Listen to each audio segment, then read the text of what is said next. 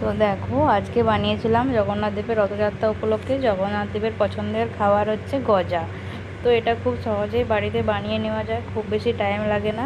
তো দেখো প্রথমে ময়দা নিয়েছি 1 বাটি মতন। ময়দাটা ঘি আর হালকা লবণ দিয়ে ভালো করে ময়ান দিয়ে মেখে নিতে হবে, একটু শক্ত শক্ত করে মেখে আধ ঘন্টা মতন রেস্টে রেখে দিতে হবে।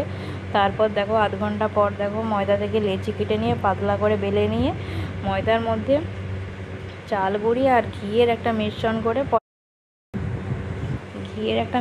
করে দিয়ে দিতে হবে। তারপরে বেলে নিতে হবে। দেখো বেলে নিয়ে তেলটা একদমই গ্যাসটা কমে রেখে একদমই দেখো ভেজে নিতে হবে, অনেকটা টাইম নিয়ে ভাজতে হবে লাল লাল করে। তো দেখো এদিকে ভেজে রসে ডোবানো হয়ে গেছে, কতটা সুন্দর হয়েছে, কতটা মুচমুচে খাস্তা দেখেই বুঝতে পারছো। তো রেডি হয়ে গেছে আমার বানানো।